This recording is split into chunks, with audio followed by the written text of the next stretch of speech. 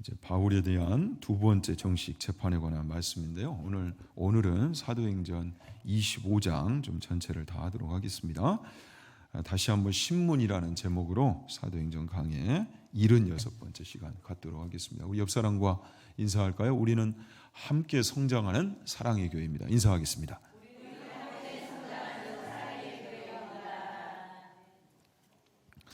자, 우리가 지난 시간에는 로마 총독 벨릭스를 통해 우리 인생 관리에 어떻게 성공해야 할까? 여러분, 크로노스의 시간대가 아니라 우리가 카이로스의 시간대를 살아야 한다고 그랬어요. 그냥 마냥 흘러가 버리는 그런 시간이 아니요, 우리 인생을 기회되게 해야 되고 이 세월을 영원한 시간대로 끌어올려야 한단 말이죠. 그러기 위해서는 타이밍과 대상을 바로 잡을 수 있어야 한다고 그랬어요. 그러니까 지금은 가라가 아니라 지금은 오라가 돼야 할 것이고, 돈을 받을까가 아니라 영원한 하나님의 나라를 받을까, 우리 인생이 여기 있어야 한단 말이죠. 그래서 의와 절제와 심판을 강론하니 의와 절제와 거리가 멀어 결국은 심판을 맞이할 수밖에 없는 그러한 인생이 아니요, 중요한 것은 오늘이죠. 오늘 타이밍에 관해서는 오늘 하나님 나라 중심으로 살고 심어 영원한 나라에서 훗날 거둘 것이 많은 그런 인생이 돼야 되겠다. 아무쪼록 꼭 그런 인생 될 수 있기를 다시 한번 축원합니다. 자, 오늘은 주요 구절이 예수가 살아있다고 주장하는 일입니다. 좀 특이하죠? 예수가 살아있다고 주장하는 일. 우리 세 번 하고 할까요? 시작. 예수가 살아있다고 주장하는 일. 예수가 살아있다고 주장하는 일. 예수가 살아있다고 주장하는 일. 자, 부활에 관한 이제 내용인데, 자, 지난 시간 이제 전임 총독 벨릭스에 이어 오늘은 후임 신임 총독 베스도에 관한 이제 기사가 쭉 소개가 되는데요. 1절부터 이제 12절까지 쭉 보시면 그 역사 이제 기록에는 이 베스도, 여러분 물고기 중에 베스 압니까? 저는 사람이 성경이 나오는 이름들이 어렵기 때문에 연상법을 통해서 자꾸 외우는데, 베스가 얼마 못 살 거 아니에요. 그러니까 이 베스도, 총독 베스도도 오래 살지를 못했어요. 그래서 AD 주 60년경에 이 유대 지역에 로마 총독으로 부임을 받았는데 2년 정도 이제 치리를 하다가 그가 이제 사망했다라는 이제 기록이 나와 있습니다. 아무튼 이 인물은 부임한 지 바로 이 관할 지역을 신속히 파악하기 위해서 예루살렘으로 올라갔다, 이렇게 보고를 하고 있어요. 당시 이 유대 지역 이 로마 총독부는 가이사랴에 있었지만 당시 정치와 종교의 중심지는 예루살렘 아니었습니까? 그래서 예루살렘으로 올라가는데, 자, 뜻밖에도 대제사장들과 유대인 중 높은 사람들이, 그러니까 산헤드린 공회를 뜻하겠죠. 이들이 바울을 고소하고 나온 거예요. 그러니까 2년이나 벌써 지났는데 전임 총독 벨릭스 때 해결 못한 바울 문제를 이 신임 총독에게 거론하고 나온 것입니다. 도대체 이 문제가 얼마나 중요한 문제기에 나를 만나자마자 이 문제를 꺼내놓는가. 그러면서 그들이 이런 계획을 세웠다는 거예요. 베스도의 호의로 바울을 예루살렘으로 옮기기를 청하니 이는 길에 매복하였다가 그를 죽이고자 함이더라. 이 암살 계획을 세웠다는 거죠. 이전에도 열혈 유대인들이 바울을 죽이려고 이와 같은 계획을 세웠었죠. 그러나 실패했어요. 그런데 다시 한번 이제는 아예 산헤드린 공회가 나서서 이 일을 지금 주도를 하고 있는 겁니다. 자, 때는 마치 이때다 하면서 이 요청을 신임 총독에게 한 거예요. 앞에서도 우리가 함께 나누었지만 여러분, 이 계획은요 굉장히 실현 가능성이 높은 계획이었어요. 왜냐하면 이 로마의 치리자들이, 자, 이곳 유대에 이제 발령을 받아 부임했을 경우에는 누구와 손을 잡아야 그래도 그들이 재임 기간 동안 편안하게 치리를 할 수가 있어요? 바로 현 실권자들이잖아요. 그들과 손을 잡을 때 무탈하게 그들의 재임 기간을 보낼 수가 있단 말이에요. 그러니까 이 요청을 받기가 쉽고, 또 이 요청대로 자, 바울을 예루살렘으로 옮기는 와중에 매복을 하고 있다가 바울을 암살할 수 있는 가능성이 굉장히 높았단 말이죠. 그런데 우리는 알고 있습니다. 이 뒤에 하나님의 섭리가 이미 가동되고 있다는 것을. 베스도가요. 그런데 이것을 거절을 해요. 자, 두 가지 이유에서 이제 거절을 하죠. 하나는 자, 바울을 예루살렘으로 가이사라에서 예루살렘으로 옮기게 되면 많은 병력들을 동원해야 하는 부담이 있다는 거예요. 두 번째는 이미 바울은 가이사라에 구류되어 있어요. 감금되어 있어요. 그러니 이를 복잡하게 할 것이 아니고 사내들인 공회에서 가이사라로 내려오면 정식 재판만 열면 된다라는 거죠.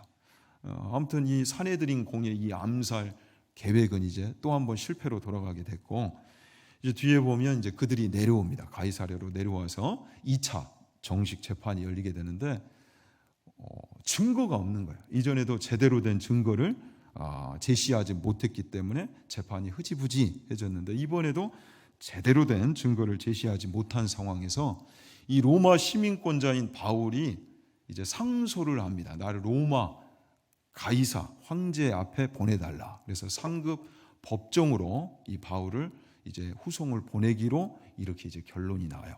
자, 여기까지가 이제 12절의 내용이고, 13절 이제 14절을 보면 우리 한번 함께 읽어봅시다. 수일 후에 아그리빠 왕과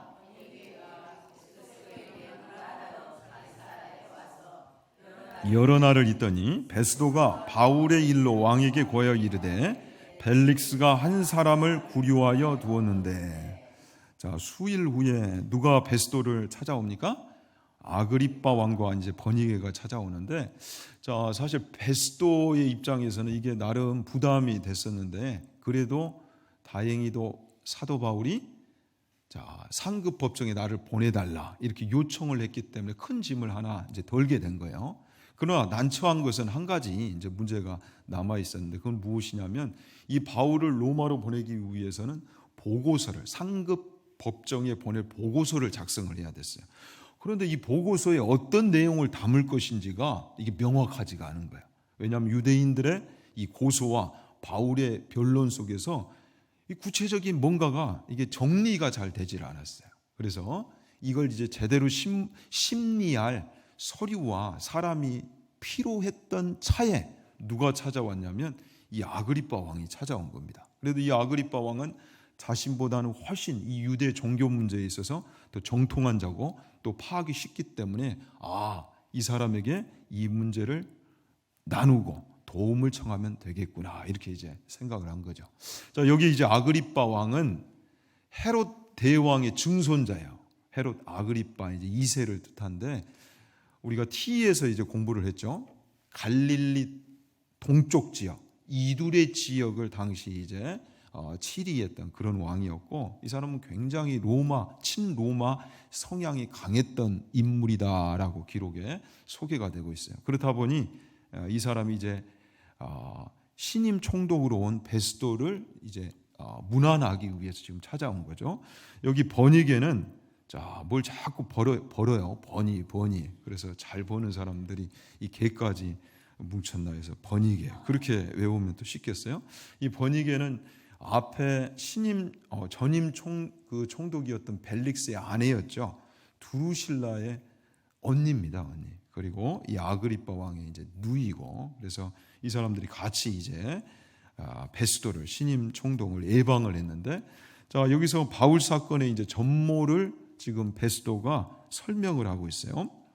자, 그런데 벨릭스가 한 사람을 구류하여 두었다 이 표현이 이제 등장을 합니다. 이것은 일종의 경멸감이 이제 담긴 표현인데, 뭐 이런 식이에요. 자기의 의지와 상관없이 전임 그 총독이 이런 좀 짐이 되는 문제를 자기한테 떠안고 갔다는 거죠. 이 바울에 관한 문제. 좀 그걸 미리 좀 처리하고 가지 남겨둬 가지고 좀 자기가 지금 난처하게 됐다. 이것을 설명하고 있는 거예요. 그러면서 15절부터 18절까지 보면, 자, 이 문제를 이제 처리하다 보니 한 가지 난처하고 당황스러운 것이 무엇이냐면, 베스도가 보니까 유대인들이 자, 그를 고소를 하자마자 바로 또 정죄하기를 요청했다는 거예요. 그러니까 심리도 치르지 않고 바울을 제발 유죄 판결을 내달라 이렇게 이제 요청을 한 거죠. 자, 이만하면 도대체 바울이라는 인물이 얼마나 흉악범인가, 얼마나 못된 그런 죄수인가, 이제 이런 생각을 베스도 입장에서는 할 수밖에 없단 말이죠. 그런데 내용을 재판을 열어서 들여다보니 이게 생각보다 그렇게 별거 아닌 거예요. 별거 아닌 거예요. 그러니까 보고서를 제대로 작성을 할 수가 없을 만큼 자기가 보기에는 심각한 문제가 아니더란 말이죠. 바울은 로마 시민권자인데. 그래서 이 문제로 상급 법정에 보고서를 보내야 되는데요. 이거 잘못했다가는 부임을 받자마자 로마 이 황제에게 뭐 이까지 문제로 나한테 보고서를 올려보냈느냐. 굉장히 무능한 관리로 낙인 찍힐 수도 있는 지금 그런 상황이 왔다라는 거죠. 여러분 여기까지 이해가 되세요? 자, 이제 이 모든 내용을 이제 함축적으로 소개하고 있는 이제 구절이 바로 19절입니다. 자, 19절 한번 읽어봅시다. 오직 자기들의 종교와 또는 예수라는 이가 죽은 것을 살아있다고 바울이 주장하는 그 일에 관한 문제로 고발하는 것뿐이라. 자, 고발하는 것뿐이라. 여기에 이제 어떤 뉘앙스가 담겨져 있습니까? 별거 아니라는 거죠. 시시하다. 자, 지금 베스도의 입장에서는 예수라는 인물이 어떤 인물인지도 몰라요. 관심이 별로 없어요. 더군다나 그 내용도 보니까 예수라는 이 사람이 죽었느니 뭐 살았느니 이런 일이단 말이에요. 너무너무 시시한 거예요. 이것 가지고 보고서를 작성하기에는 이 내용이 안 돼. 여러분 이해되세요? 자, 그러나 베스도에게는 시시할지 몰라도 여러분 바울에게는 이 문제가 시시합니까? 그렇지 않아요. 바울은 목숨 걸고 여기까지 예수 그리스도가 죽었다 살아났다 이것을 복음으로 전하면서 왔어요. 2년씩이나 지금 이 문제 때문에 구류되어 있단 말이죠. 누구에게는 시시한 문제지만 누구에게는 너무도 중요한 문제. 여러분 오늘 이 자리에 있는 여러분에게는 어떻습니까? 이 문제가 바울처럼 그렇게 중요한 문제가 됩니까? 자, 예를 들어서 지금 이 시간에 동일 시간대에 저기 TV에서 한일전을 해요. 뭐 곧 있으면 한중전, 뭐 축구 하죠, 예선전. 자, 그러면 여러분 이 자리에 있겠어요? 아니면 그거 보려고 달려가겠어요? 정말요? 아니 한일전을 하는데 그건 좀 약한가? 아니면 우리 기아 타이거즈가 한국 시리즈에 진출했어요. 안건산이 우리 기아 타이거즈가 한국 시리즈에 진출했어요. 그때는 가야죠. 모든 경기장으로 가야죠. 또 월드컵 결승전을 해요. 그러면 어떻겠습니까? 그래도 이 자리를 지키겠습니까? 아니면 아이고 진짜 아멘이십니까? 여러분에게도 그 의미가 정말 있어요? 자, 우리가 아멘은 멋들어지게 훌륭하게 했어요. 오늘 사도신경을 통해서도 신앙 고백을 장사된 지 사흘 만에 죽은 자 가운데서 우리 예수님 부활하셨다 이렇게 멋지게 신앙 고백을 했단 말이에요. 자, 그러나 신앙 고백은 멋지게 했는데 우리가 생각하는 만큼 고백한 만큼 우리의 삶도 그러한가? 이제 좀 아멘이 없으시네. 어떻습니까, 여러분? 정말 우리가 바울의 자리에 있는가? 아니면 부활을 이 보고서 하나도 작성하는데 넣지 못할 만큼 시시하게 별것 아니게 생각하는 베스도의 자리에 있는가? 정말 우리의 삶도 여기에 있기를 바라는데 어쩌면 그것은 희망사항이고 우리의 삶이 그렇지 못한 것은 아닌가. 아무쪼록 우리 지난 시간에 이어 좀 우리 신앙을 냉정하게 좀 보자고요. 제대로 점검하고 정말 열매 있는 그런 신앙생활 되기 위해 좀 점검해 볼 수 있는 복된 시간이 되기를 바랍니다. 자, 우리가 부활장이라고 부르는 고린도전서 15장으로 한번 가보십시다. 12절부터 19절까지 우리 큰 목소리로 한번 함께 읽을까요? 그리스도께서 죽은 자 가운데서 다시 살아나셨다 전파되었거늘 너희 중에서 어떤 사람들은 어찌하여 죽은 자 가운데서 부활이 없다 하느냐? 만일 죽은 자의 부활이 없으면 그리스도도 다시 살아나지 못하셨으리라. 그리스도께서 만일 다시 살아나지 못하셨으면 우리가 전파하는 것도 헛것이요 또 너희 믿음도 헛것이며 또 우리가 하나님의 거짓 증인으로 발견되리니 우리가 하나님이 그리스도를 다시 살리셨다고 증언하였습니다. 만일 죽은 자가 다시 살아나는 일이 없으면 하나님이 그리스도를 다시 살리지 아니하셨으리라. 만일 죽은 자가 다시 살아나는 일이 없으면 그리스도도 다시 살아나신 일이 없었을 터이요. 그리스도께서 다시 살아나신 일이 없으면 너희의 믿음도 헛되고 너희가 여전히 죄 가운데 있을 것이요. 또한 그리스도 안에서 잠자는 자도 망하였으리니 만일 그리스도 안에서 우리가 바라는 것이 다만 이 세상의 삶뿐이면 모든 사람 가운데 우리가 더욱 불쌍한 자이리라. 근데 여러분, 이 말씀대로 우리 성도들의 모든 소망의 근거, 이 소망은 무엇을 통해서만 여러분 성립되는 것입니까? 그렇죠. 부활이죠. 부활. 근데 이 부활이 없다면 우리 성도들이 얼마나 불쌍한 자들이에요. 이 부활이 있기 때문에 우리가 이 땅에서 절제하고요, 인내하고요, 헌신하고요, 때로는 양보까지 하며 사는 건 아니겠습니까? 어때요, 여러분? 부활이 있기 때문에 그런 거잖아요. 근데 부활이 없다면 정말 우리의 이 신앙은 헛된 것이 될 수밖에 없어요. 헛것이에요, 헛것. 전하는 것도 헛것이고 믿는 것도 다 헛것이 될 수밖에 없단 말이죠. 말짱꽝이 되고 말아요. 자, 우리 옆 사람과 그런 의미에서 인사합시다. 부활이 없다면 말짱꽝입니다요 하고 인사하겠습니다. 시작. 그래요, 말짱꽝이에요. 자, 부활하신, 부활의 첫 열매가 되신 예수님을 우리가 영접했기 때문에 그분 안에 있는 부활 생명이 우리 안에 들어온 거예요. 영생의 씨앗이 우리에게 심겨진 거란 말이죠. 근데 부활이 없다면 어떻게 되겠는가? 그래서 여러분, 믿는 자들과 믿지 않는 자들의 궁극적인 차이는 여기에 있어요. 바로 내세관. 내세가 있고 없고. 세상 사람들은 내세가 없는 삶을 산단 말이죠. 이 세상이 전부예요. 이 세상이 전부이다 보니까 여기서 다 해봐야 되는 거예요, 여러분. 다 해봐야 되는 거예요. 다 누릴 거 누리고 해볼 거 다 하다 끝내야 한단 말이죠. 그런데 우리 크리스천의 삶은 어때요, 여러분? 다를 수밖에 없죠. 아니, 달라야 하겠죠. 우리 크리스천은 내세가 있는 삶을 살기 때문에. 그렇지 않겠습니까? 내세가 있는 삶을 살기 때문에 바울이 강론한 것처럼 우리는 의를 위해서 살아야 되는 거예요. 하나님 앞에서 살아야 한단 말이죠. 또한 하나님을 붙들고 살면서 영원한 그 나라를 위해 오늘이에요. 오늘 하나님 나라 중심의 삶을 살아야 되는 거예요. 오늘 심지 아니하는데 어떻게 내일 가서 거둘 수가 있겠어요? 그래서 그 영원한 나라를 위해 심는 이 삶을 살아야 한단 말이죠. 그래서 우리가 절제하기도 하고 인내하기도 하고 헌신하기도 하고 심지어는 이 부활 생명이 없는 자들의 영적 실상을 알기 때문에 그들을 불쌍히 여기면서 때로는 지고 헌신하고 그들을 생명의 자리로, 부활의 자리로 인도하기 위하여 우리의 남은 인생을 거기에 쏟으면서까지 산단 말이죠. 그러니 우리 믿는 자들의 삶이 달라야 하고 다를 수밖에 없는 거죠. 여러분, 그렇지 않겠어요? 그런데 우리의 삶이 어떠한가?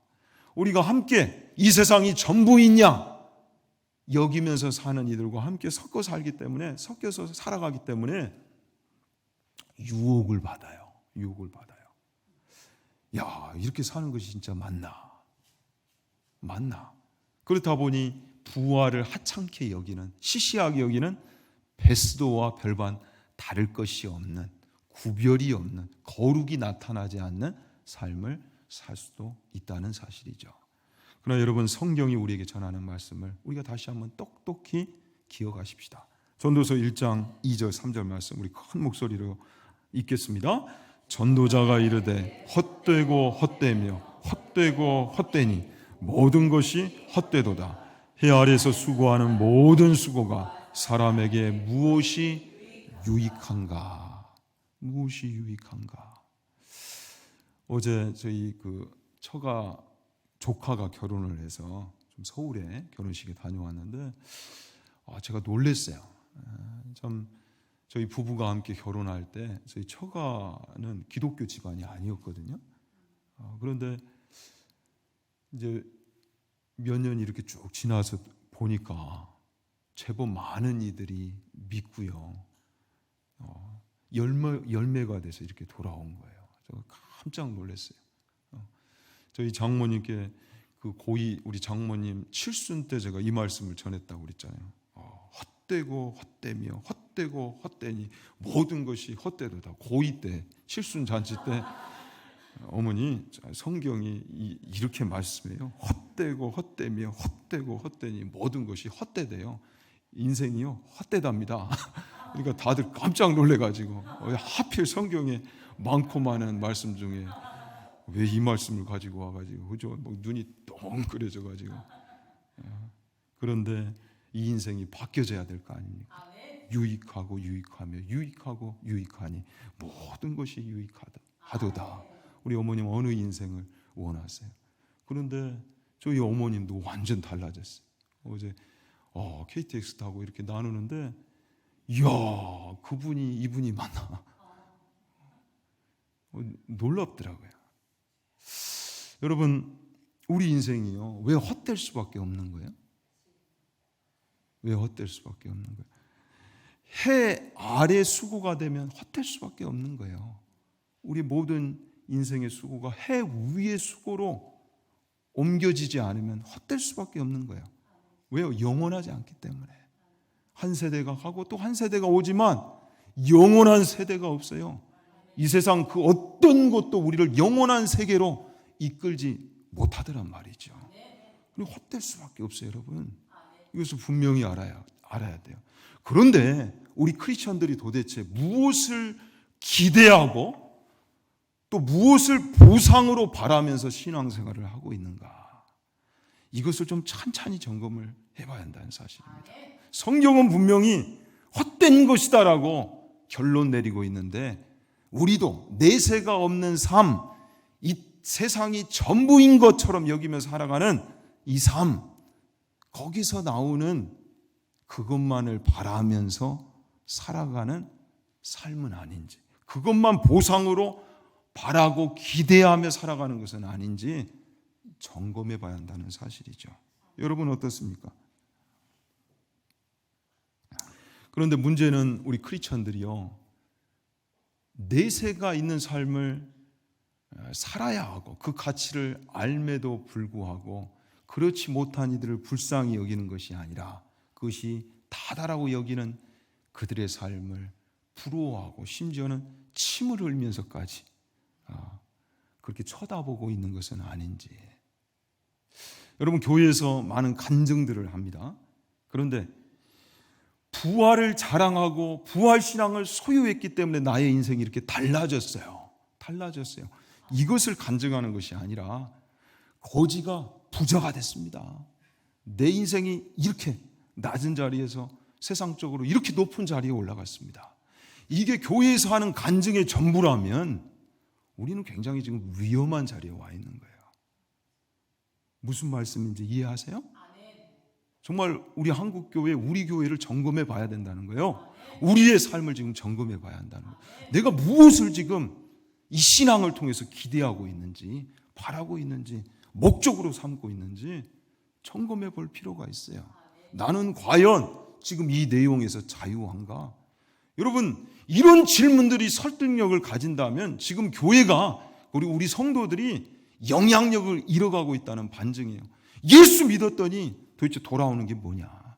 내가 충성했는데, 헌신하였는데 또 이렇게 돌아오는 건 뭐냔 말이에요. 자, 이런 질문들이 설득력을 가진다면 뭔가 지금 내 신앙의 방향이 잘못된 것은 아닌가? 어때요, 여러분? 좀 정리할 필요가 있지 않겠어요? 정말 내가 이 신앙생활을 통해서 바라는 보상이 무엇인가? 뭘 내가 기대하고 있는가? 내가 하나님을 어떤 이유로 상대하고 있는가? 부활 신앙을 가졌다고 하는데 여러분 교회는 분명히 달라야 돼요. 그리고 다를 수 있어요. 이 교회의 머리가 예수 그리스도시기 때문에 우주를 채울 수도 있는 그 충만을 분명히 예수님은 이 교회에 부으실 수 있는 분이에요. 자, 그렇다면 우리를 교회로 묶으셨을 때 이 교회 안에서 달라야 하는, 다를 수 있는 모습은 어떤 것인가? 여러분, 작은 차, 작은 집에 살아도 당당할 수 있는 곳이 교회여야 할 줄로 믿습니다. 정말 그럴 수 있으세요? 여러분 표정을 보니까 그럴 수 있는 분도 계신 것 같고, 표정 관리를 많이 하셔야 하는 분들도 계신 것 같아요. 이 가진 사람의 양보와 헌신, 못 가진 사람이 아니라 안 가진 사람의 당당함이 살아있는 곳이 바로 교회여야 합니다. 착하고 충성된 종아, 이 한 구절의 가치를 아는 자들이 교회여야 한단 말이죠. 이 구별됨이 있는 곳이 교회여야 돼요. 여러분, 정말 이것을 위해 우리를 교회되게 하셨어요. 세상과는 분명히 다른 기대와 보상과 목적을 가지고 살아가는 자들이 우리 크리스천들이란 말이죠. 자, 우리 마가복음 10장으로 가봅시다. 유명한 부자 청년에 관한 기사죠. 자, 21절부터 23절 읽습니다. 예수께서 그를 보시고 사랑하사 이르시되 내게 아직도 한 가지 부족한 것이 있으니 가서 내게 있는 것을 다 팔아 가난한 자들에게 주라. 그리하면 하늘에서 보화가 내게 있으리라. 그리고 와서 나를 따르라 하시니 그 사람은 재물이 많은 고로 이 말씀으로 인하여 슬픈 기색을 띠고 근심하며 가니라. 예수께서 둘러보시고 제자들에게 이르시되 재물이 있는 자는 하나님의 나라에 들어가기가 심히 어렵도다 하시니. 자, 부활 신앙을 가졌고 부활의 가치를 바로 아는 자라면 하늘에서 보화가 내게 있으리라, 예수님께서 하신 이 말씀의 가치를 아는 자들이겠죠. 하늘에서 보화가 내게 있으리라. 이 땅의 보화만이 아니라 하늘의 보화가 얼마나 엄청난 것인지, 그것을 놓치는 것이 비교 불가의 아쉬움을 가져야 할 만큼 중요한 문제인 것을 아는 자들이 우리 성도들이겠죠. 자, 그래서 이 청년에 관한 이 기사에서 예수님이 말씀하신 핵심은 이거예요. 부자 청년이 부자여서 문제가 아니라는 거예요. 예수님을 따르는 그 부분에 있어서 방해가 되는 그 무엇, 그것이 누군가에겐 때론 부요가 될 수 있고 재물이 될 수 있고 또 누군가에게는 가난이 될 수 있다는 거예요. 그 방해물을 치워야 한다는 거죠. 여러분, 가난이 예수님을 믿는 부분에 있어서도 분명히 방해거리가 될 수가 있어요. 가난을 치워주시지 않으면 저는 하나님 제대로 안 믿을 거예요. 올인하지 않을 거예요. 그런데 가난 이 문제를 치워주시면 제가 보란듯이 예수님을 믿을 겁니다. 이 사람에게는 가난이 죄인 거죠. 방해거리인 거죠. 그런데 가난보다는 대부분 부요가 우리 신앙생활을 방해하는 것은, 이제 예를 들면 여러분들 이해하기가 쉽습니다. 자, 여러분들 수중에 지금 100억이 생겼다고 상상을 한번 해보시자고요. 이야, 여러분들 방금 이야기를 한과 동시에 여러분들의 표정을 이걸 CCTV로 찍어놨어야 되는데, 이야, 어떻게 그렇게 환하게 펴세요, 표정이. 자, 100억이 아무튼 우리 상상하는 건 죄가 아니니까 한번 생각을 해보자고. 100억이 수중에 들어왔어요. 자, 그렇다면 여러분, 이 100억이 하기야 100억을 더 가지신 분은 그것도 뭐 별스럽지 않겠네요. 자, 100억 이상 가지신 분 조용히 한번 손 한번 들어봐요. 자, 그런데 100억이 생기면 우리 삶의 여러 문제들이 해결이 될 것이다 라고 생각하기가 쉽겠죠. 그런데 정말 그렇습니까, 여러분? 여러분, 100억이 생기면요, 100억 또는 그 이상의 문제를 양산해내요. 이해되세요? 100억이 생기면. 자, 100억이 생기면요, 이전에는 멀쩡하게 타던 차도 이제는 멀쩡하지가 않습니다. 자, 이런 식으로 이제 해가면, 그죠? 내가 사는 집도 문제고요. 내가 입는 옷도, 심지어 잠옷까지도 문제일걸요. 이전에는 멀쩡하게 입던 옷이 이제는 멀쩡하지가 않아요. 그죠? 마시는 것도 먹는 것도, 심지어는 내 주변 사람들도 이제는 가리면서 만나야죠.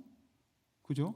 그리고 자신의 생김새마저도 이전에 이 쌍꺼풀 가지고 되겠어요. 이제 한 4커플 정도는 해야지. 그죠? 이런 식이 돼요. 100억에 이제 왁구를 맞춰서 살아야 되니까 이게 이제 보통 문제가 아닌 거예요. 더 많은 문제들이 만들어져요. 그러니까 돈으로 우리의 인생 문제를 해결할 수 있다라고 착각하면 안 된다는 거예요. 절대 해결할 수 없어요, 여러분. 그런데 속죠. 누가 자꾸 우리를 속입니까?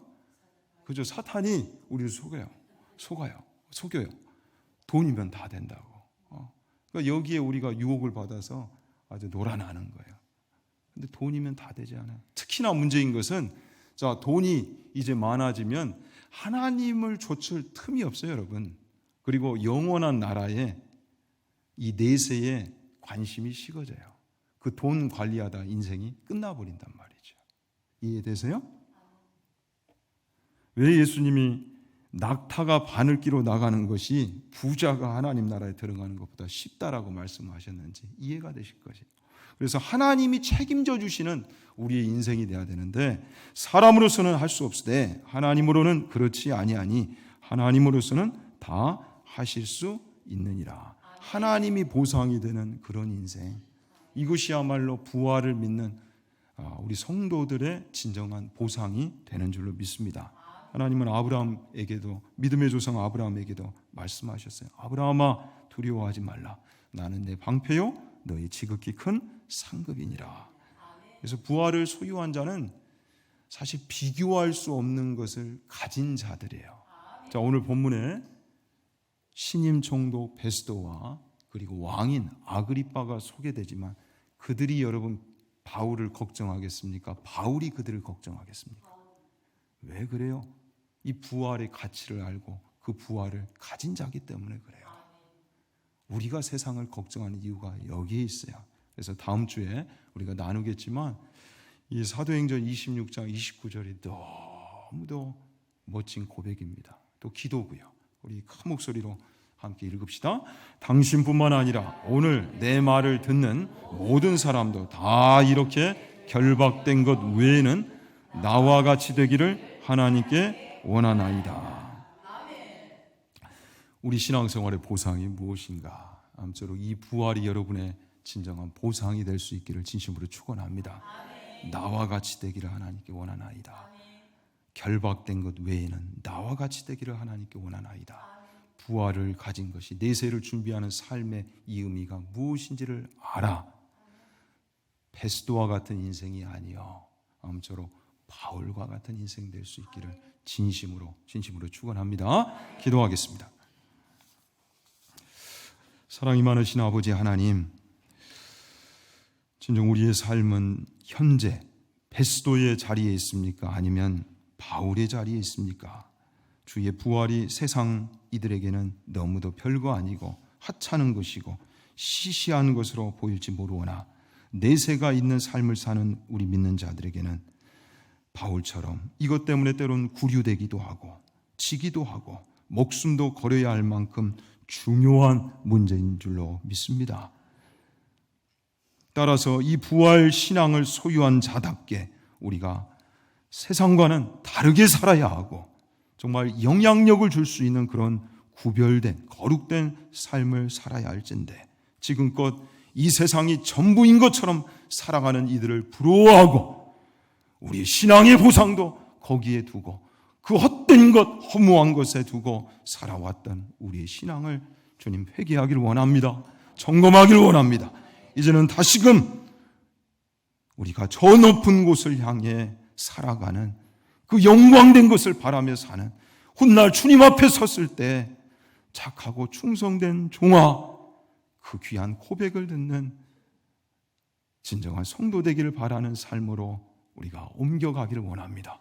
주님, 우리의 삶을 간섭해 주시고 주장해 주시고 그 거룩한 자리로 인도하여 주옵소서. 예수님의 이름으로 기도하옵나이다. 아멘.